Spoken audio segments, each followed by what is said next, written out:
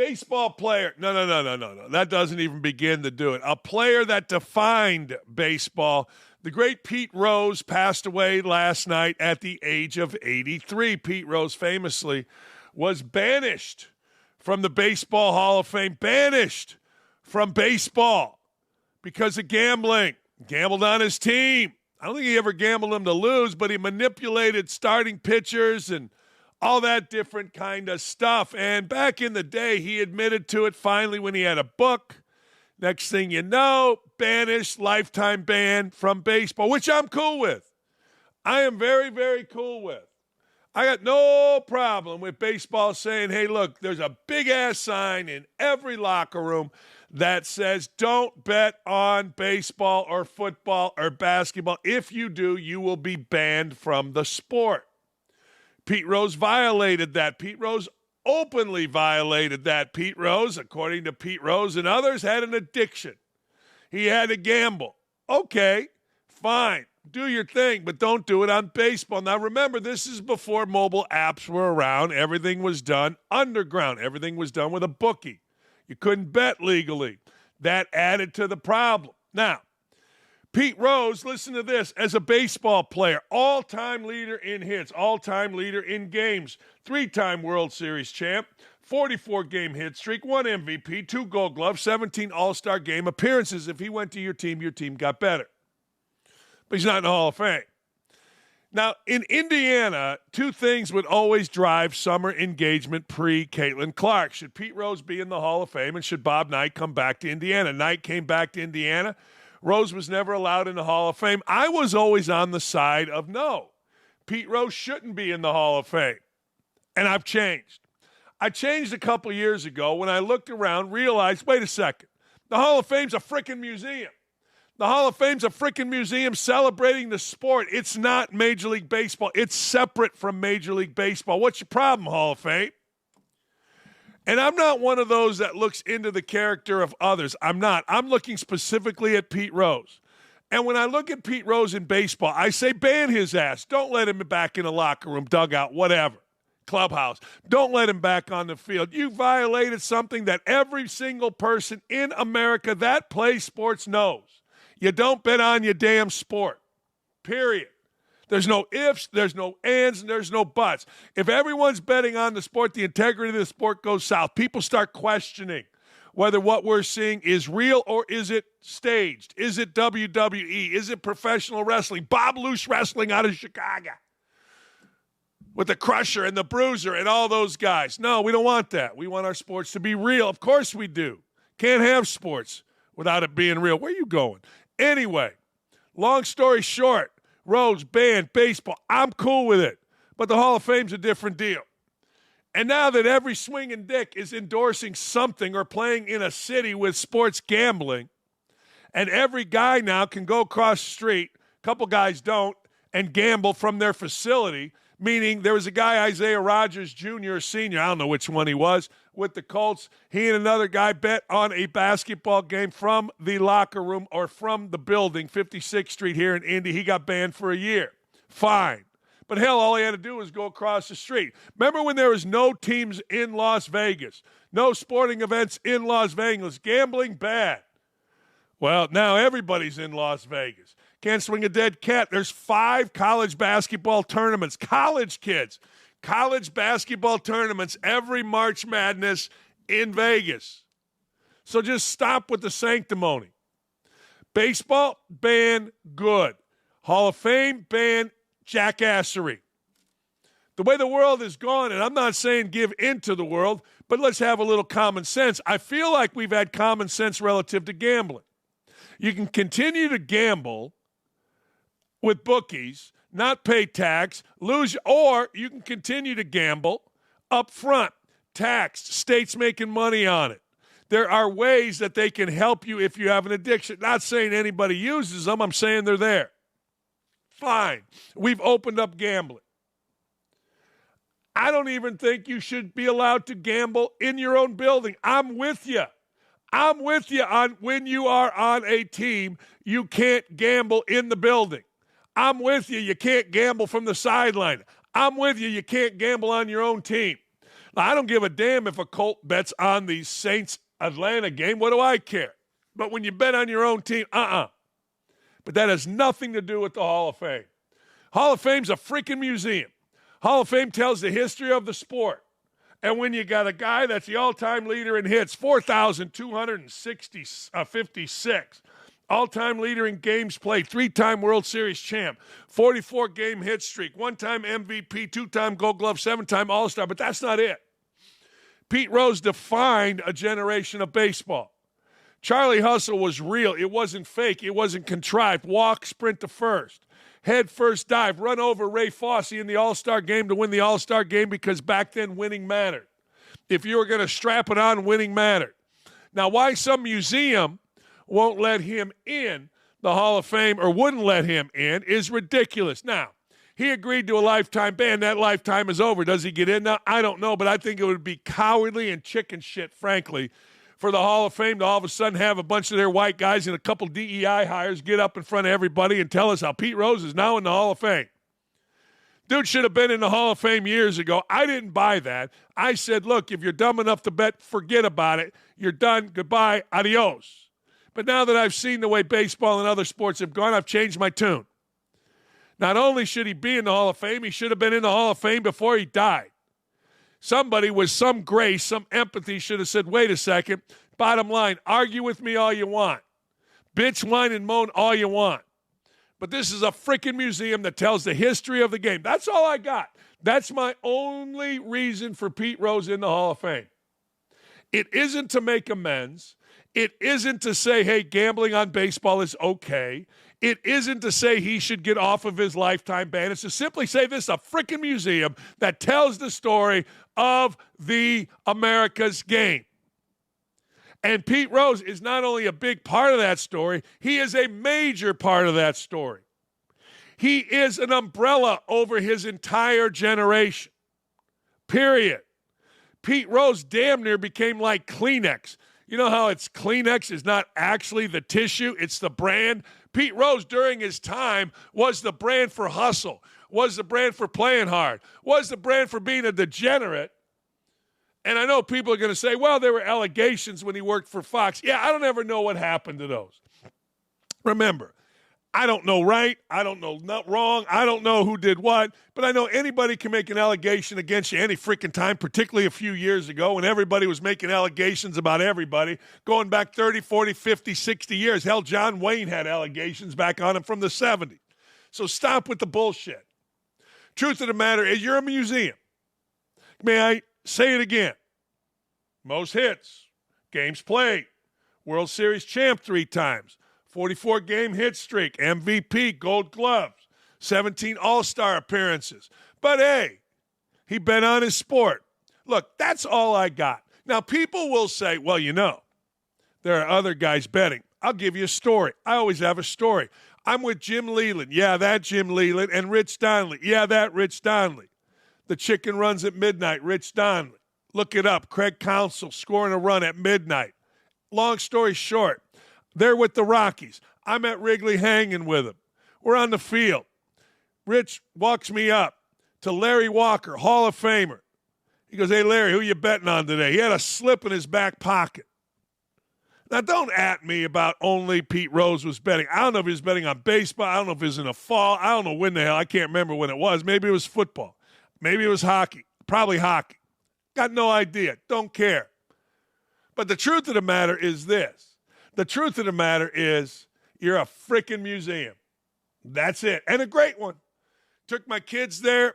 I enjoyed the living hell out of it. I enjoyed the crap out of the Hall of Fame. I thought it was great.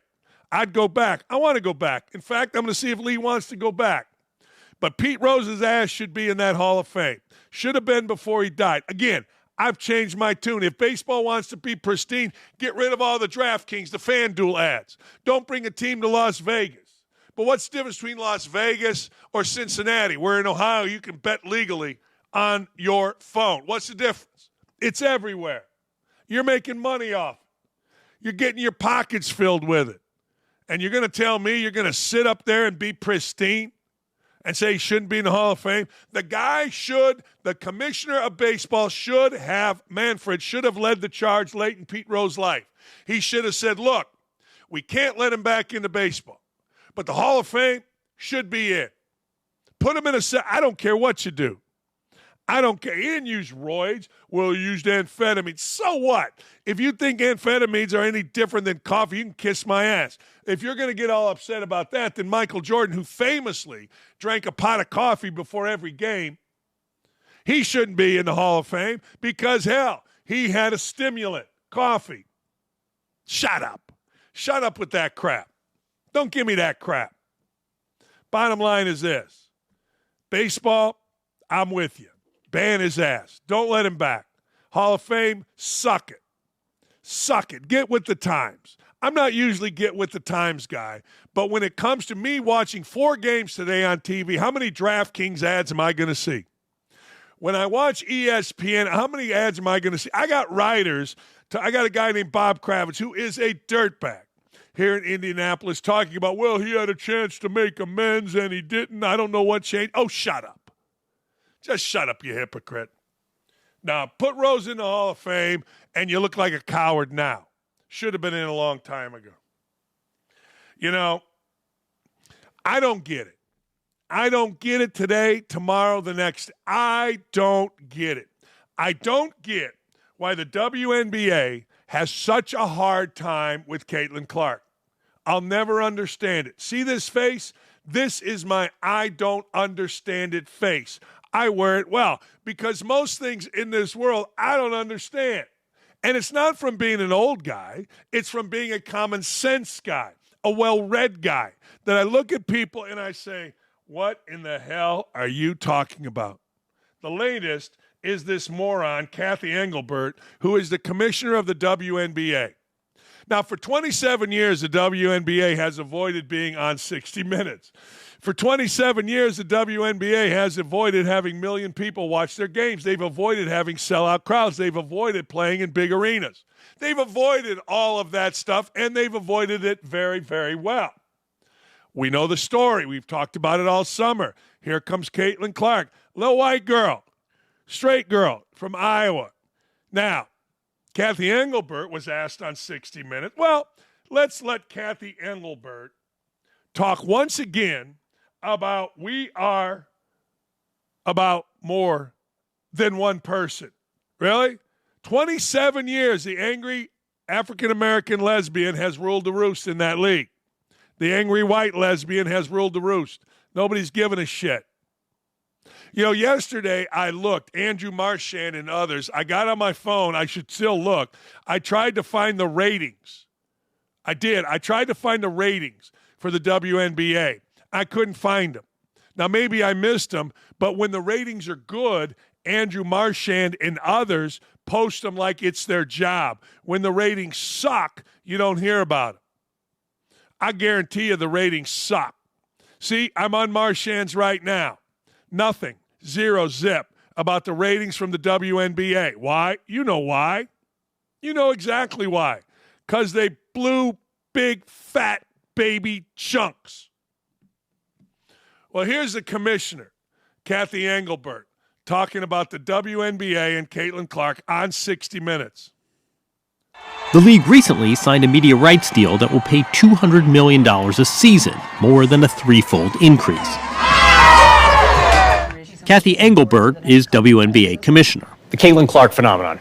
How do you describe it? She's clearly an unbelievable player, came in with an unbelievable following, has brought a lot of new fans to the league. If you look at our historic season around our attendance, our viewership, Caitlin, Angel Reese, Rakia Jackson, Cameron Brink, this class of rookies, we will be talking about them a generation from now. I noticed when you're asking about Caitlin a lot, you bring up other rookies as well. No league's ever about one player. That player could get hurt or whatever. So I think it's just to give recognition that in sports, people watch for compelling content and rivalries.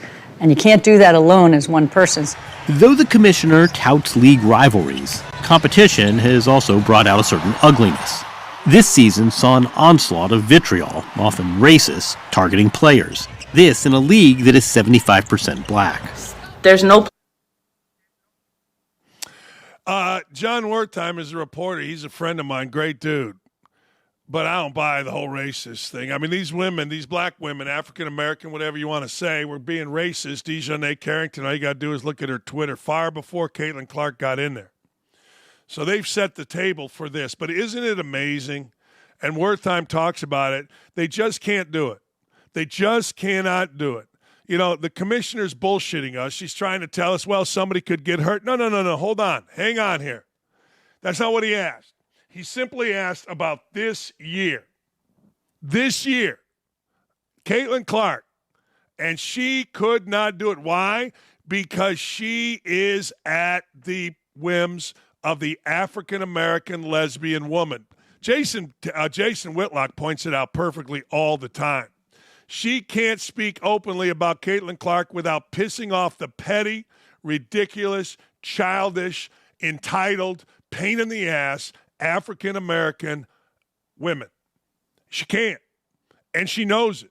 That's why you see her mention Caitlin Clark and every other woman is African-American. Every other one. Now, I get it. You can only name who's in the class. But she does this intentionally. I get it. I totally understand it.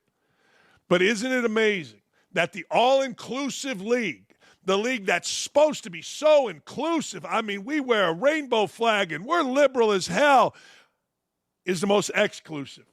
A little white straight girl, the hell out of here. A little white straight girl, we're going to knock you down. A little white straight girl, we're going to punch you and celebrate it. A little white straight girl, we can't talk about you having a historic season because that'll piss off the angry lesbian African-American girls. What? You talk about racism. You talk about racism, don't be talking about the fans of the WNBA.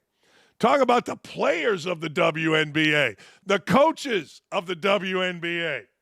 Are you kidding? Are you insane? Hey, look, if I were to ask you, this is a OutKick article, the biggest reason for the WNBA's rise in popularity this season, you'd probably say Indiana Fever guard Caitlin Clark, and you'd be right in saying that the viewership numbers, revenue sales, fan attendance have all been influenced heavily by Caitlin Clark's presence. On Sunday's episode of 60 Minutes, John Wertheim interviewed Clark, several other WNBA players, despite admitting that the Fever guard is the main attraction for many WNBA players. She had the audacity to claim that Caitlin Clark was not the breakthrough star of the season. Is that amazing? You just can't do it, can you? Because the WNBA women, the angry lesbian African Americans, are going to get pissed at you. And the commission knows she can't survive if that happens. Why? I don't know. To say that the league's become fairly mainstream would be accurate, but claiming it had a bigger breakthrough than Clark is downright idiotic. Boy, is this true. No one watches the WNBA to see Asia Wilson and Sabrina, whatever her name is, face off. That's right. They come to see Clark.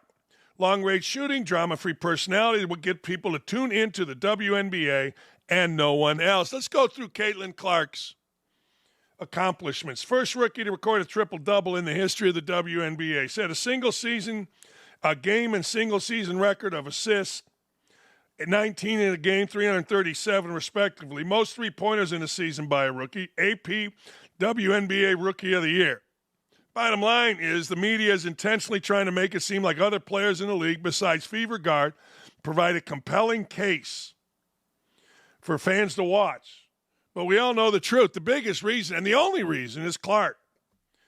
And this was a season about her. Not the league, not other rookies, Clark. Boy, is that true. And again, I go to this. Get on your phone after a game, and you will see when Caitlin Clark plays. Every single rating. Oh, man, 1.8 million. Oh, man. Dan, they're not out yet. My ass, they're not out. They're out 10 minutes after the game. You know what I'm saying? They're out 10 minutes after the game, except when they're bad. Because if they're bad, white guys, Andrew Marchand and others, man, they don't want to post them. They'll get accused of being racist. Why? I don't know. You can't swing a dead cat without being accused of being racist. So why worry about it? Martin Luther King famously said, and this is what my father taught me, judge people, if you must, by the content of their character, not the color of their skin. Hey, The WNBA players, their character horse shit. It's been exposed. It's been exposed like the top of my head is exposed. We went back. I didn't. People went back, looked at tweets before Caitlin Clark, the racism, the sexism by these women. And, oh, by the way, Brittany Griner, you sat there and you told everybody how many racial slurs were thrown at you during the game and your teammates. And yet somehow, some way, not one person was kicked out. Not one person has it on a video of some idiot calling out racial slurs. You're lying, Brittany. You're no different than Norfolk State basketball at Illinois State yelling about racial slurs that didn't happen. You're no different than going way back, lacrosse, Duke lacrosse getting accused of stuff, BYU volleyball last year. It's all a fraud. It's all a fraud. I mean, these women just simply cannot handle a white girl from Iowa that's straight, that poses no drama. She doesn't get her fingernails done like this. She doesn't have eyelashes out to here. She just balls, kicks their ass, and goes and hangs with her boyfriend. They can't handle it. But also, for 27 years, the WNBA has been non-existent. I've told this story before. 2 years ago, my last year doing a radio show, the last game of the Fever season, my producer said, hey, Dan, did you know this is the last game of the Fever season? And we haven't talked about him one time. That's right. Now you talk about him every day. Why is that? Look, I ain't afraid of angry lesbian African-American women. I'm not. I know what you're about. I've seen it, and it's not right. You angry lesbian white women, same thing too. It ain't right. We should love one another as we love ourselves, not be jealous of one another because, well, or not be exclusive because they're not one of you. That's the way this should work. That's the way I hear everybody talking. That's the way I hear the liberals in this country talking about. The most divisive of us all talk about being inclusive. Talk about. They don't do it. Why wouldn't some of these women in the WNBA embrace Caitlin Clark? Why wouldn't somebody, somehow, somewhere in the WNBA say, look, this is nonsense? Why? Because they're scared. I'm telling you, my wife said it best. Women do not want other people in sports to succeed. You know, it's amazing. Asia Wilson and Becky Hammon talked about how nobody dislikes Caitlin Clark. Asia Wilson acted like a 2-year-old, and Becky Hammon acted like a smug, fat, ridiculous coach. And the next game, boom, knocked down her ass. And Angel Reese was cheering. Y'all are full of shit. Y'all are full of shit, and it pisses me off. It really does. R.I.P. to a legend. Yesterday, Dikembe Mutombo, he died at age 58 after a battle with brain cancer. That's really sad. 8-time All-Star. I didn't know that. 4-time Defensive Player of the Year. He ran me over once. I was in a back locker room area with the Pistons, kind of by a door. He came out and was looking up and just literally walked right through me. I gave him a, what the f? It's my only interaction with Dikembe Mutombo. Never played against him. Wish I had. But Dikembe Mutombo might have been the best ambassador for NBA basketball ever. He took basketball to Africa. Now, you're seeing some African kids playing in the NBA. Anybody you see from Africa or in front offices from Africa, you can directly attribute to Dikembe Mutombo and his grassroots program to build basketball, to bring basketball to African nations. He's fantastic with that, unbelievable with that. Had a drive and a pride for that, maybe like no other. And I always watched when they showed what he was doing. You know, the other NBA stuff, you got guys like Steven Jackson, Matt Barnes, smoking dope. Team says, hey, man, you got to come out and do a Habitat for Humanity. They put down the weed, act like jackasses and whatever. Not Dikembe Mutombo, man. Dikembe Mutombo, he was real, authentic. Everybody that was around Dikembe Mutombo that I knew said what a great dude he was. There was no one more qualified, according to our article, this is Adam Silver, than Dikembe to serve as the NBA's first global ambassador. He's humanitarian at his core. He loved what the game of basketball could do to make a positive impact on communities, especially in his native Dominican Republic of the Congo and across the continent of Africa. I had the privilege of traveling the world with Dikembe, seeing firsthand his generosity, compassion, uplifted people. He was always accessible at NBA events over the years with his infectious smile, deep booming voice, signature finger wag that endeared him to basketball fans of every single generation. That is really good. Now, that's really good. That is really, really, really good by Adam Silver. You know, I never knew him, never met him, told you he ran over me once and I gave him the hands. But the truth of the matter is, you cannot find a single human being anywhere, anytime, any place that would say something bad about Dikembe Mutombo, other than maybe somebody that blocked his shot and got the finger wet. I don't know if that's a good thing or bad thing that nobody can say bad things about you. I don't know. Supposedly it's good. But by all accounts, there was nobody better than Dikembe Mutombo. Baker Mayfield has attempted to clear the air. Just why? Why, Baker? I'm looking at you. I'm saying why. I know you're stupid. I know, but why? Clear the air in comments he made about former Bucs quarterback Tom Brady. Why? Of all the people to go after, the statement he provided didn't necessarily quiet down the backlash he received from across the league. Remember when he said, I was there to bring joy? Everybody was uptight when Tom was there.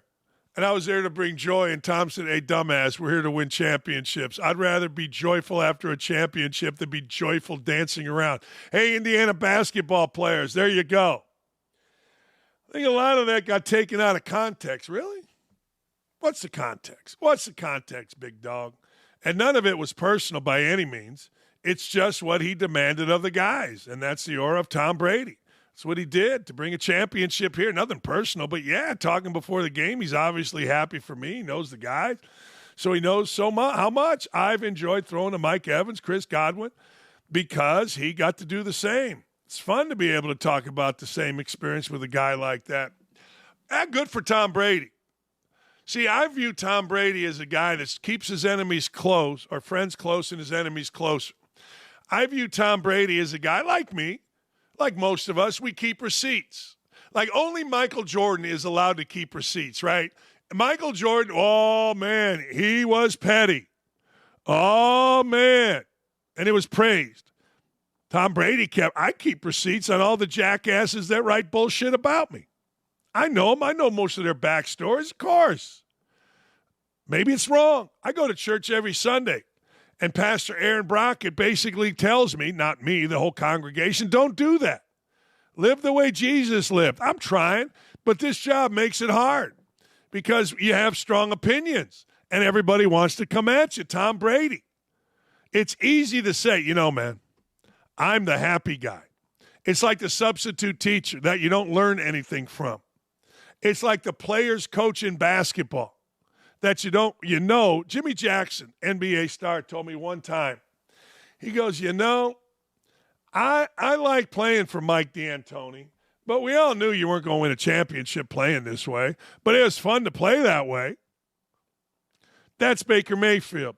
Hey, it's fun, I guess. But Tom Brady, man, you sat up straight when he walked in that building.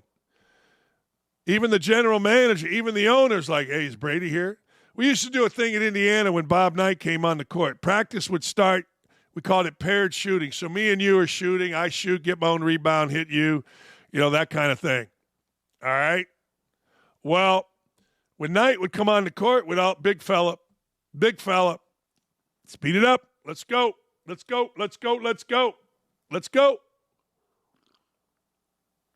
That's Tom Brady, the big fella. Brady's here. I said it when Colts were looking for a quarterback after Luck retired and Brady was coming back, was leaving New England. I said, man, go get him. Everybody in the organization will sit up straight. That's fun. Winning is fun. Winning is real fun. Losing, being okay, I don't care what sport you're in. I lost my senior year at Indiana miserable. Couldn't have been more miserable. Hey, Lamar Jackson doesn't give a about your parlay. He doesn't give a about your prop bets. All he wants to do is stack the W's. That's right. He don't care about your parlay. Leave him alone. Lamar Jackson said this is a team sport. I'm now out here satisfied when I throw for 300 but took an L. If I throw for 50 and we win, that's WTF matters. Y'all stop commenting on our socials about yards y'all FanDuel or parlays ain't hit. We got to get some of these guys in English class. I know, that's probably some kind of ist, but damn. But I hears you. See what I did there? I hears you, Lamar Jackson. I'm with you on this. Nobody gives a rat's ass about your fantasy team. If you bet, and you bet a parlay, or you bet some prop bet of Lamar Jackson over 200 yards passing and you lose, do yourself a favor, and you're a dude, reach down between your legs. If you have the great American penis, then shut the hell up. Don't whine, bitch, or moan about it. Just shut up, period. Nobody wants to hear you complaining when you lose. No one wants to hear about your fantasy team, period. Do yourself a favor. Don't blame the player. Don't blame the coach. Blame your damn self for making the bet. You made the bet. Nobody put a gun to your head. I'm with Lamar Jackson on this. Sometimes you got to, see this hand, you got to reach down and see if it's still there. And if it is, pull it. It'll immediately shut your mouth. That's pretty funny, actually. I'm not mad at that. That's a pretty good take. While much of the southeastern United States is underwater and left devastated during the Hurricane Helene, Sleepy Joe and Crazy Kamala, they're nowhere to be found. This is disgraceful. Here's Trump in Valdosta, Georgia. Governor Kemp can't get a hold of Harris, can't get a hold of Biden. Here's Trump in Valdosta. I don't understand how any reasonable person that's a United States citizen that has paid attention could possibly vote for Harris. You guys are idiots if you do. Here's Trump. The governor's doing a very good job. He's having a hard time getting the president on the phone. I guess they're not being responsive. The federal government is not being responsive, but they're having a very hard time getting the president on the phone. He won't get on, and of course the vice president, she's out someplace campaigning, looking for money. So they have to be focused over here. It's too big. This is a really bad one. And the governor's doing a good job, but he's having a hard time getting the president on the phone. They're being very non-responsive. Yeah, that's too bad. Here's Trump working with Elon Musk to get Starlink to the folks of Georgia. Homes, hospitals, highways, and cars have been plunged underwater. Entire neighborhoods have been turned into lakes. Nobody's seen anything like it. And to every family that's been displaced here in Georgia and North Carolina, which has really been hit. We were going there also, and they don't have communication. They don't have anything right now. We're trying to. I just spoke to Elon. I'm getting him. We want to get Starlink hooked up because they have no communication whatsoever. And Elon will always come through. We know that. And so we're working on that, getting them hooked up. They asked me whether or not that would be possible. And we're going to try and get the Starlink in there as soon as possible because they have no communication. And throughout the region, our hearts are with you, and we are going to be with you as long as you need. It's called an hour of need. You're in our prayers, and we pray to God. And throughout the long weeks that lay ahead, you're going to have a lot of work, but the end result is it's going to be good. We just wish so many people weren't so badly hurt, and in many cases, sadly, no longer with us. We love you. Yeah, I mean, I think he should just be the president even if he loses the election. Just keep going around. Biden, on the other hand, snaps at a reporter who asks why he isn't in D.C. commanding this weekend. Here's Biden. Do you expect Iran to retaliate? On the hurricane, Mr. President, why weren't you and Vice President Harris here in Washington commanding this weekend? I was commanding. I was on the phone for at least 2 hours yesterday and the day before as well. I command. It's called a telephone. All my security people. Is it not important for the country to see? Yeah, I was commanding. Yeah, you haven't commanded jack shit. Kamala Harris talks about eating Doritos during her hard-hitting interview with Steven Jackson and Matt Barnes. Two complete idiots. Here she is saying stuff I don't know. One of my guilty pleasures, especially when I'm on the road, are my Doritos. Oh, what flavor? Nacho. Old school, original. OG. Come on. Yeah. OG. Come on. Red bag. Yeah, no, that's exactly right. Red bag. That's exactly. Got to have a napkin nearby. Yeah. Right. Yeah. There you go. Okay. I mean, good for her. I'm going to Georgia actually tomorrow. I'm not going to be on Thursday or Friday. And where I'm going, I think, is all right. But we have a celebration of life, something we got to be at. I'm not looking for that, but I'm looking forward to going and celebrate. I hope everybody's okay. And if I can help, I'm going to try. But where the hell? You don't really want the federal government involved in much. But here's the thing. I don't know if this is fair or not. I don't know enough. You guys do, and if you're a Democrat, you'll be like, yeah, you can't do that. But all of this money that goes to the Ukraine, couldn't it be used to help us? Couldn't it be used to help our infrastructure? Couldn't it be used to help the United States of America in times of need like this? Hey, maybe they've got enough money, and maybe this is totally off base, but it seems logical to at least ask. It doesn't seem totally illogical to say, hey, couldn't this be used to help the people of the United States instead of the dancing minstrel show that is Zelensky? I guess maybe that's simple-minded. I'm sure Democrats will tell you it is and get angry and call you names. But seems like an easy question. Seems like the kind of question a lot of us should ask. I'm asking it. Hope you do too. It's amazing. We give all this money. And when you look at what's happening in our own country, Joe Biden's wearing a diaper laying on his ass in the beach. And Kamala Harris is talking about Doritos with two dope-smoking idiots. What a world. What leadership. My God.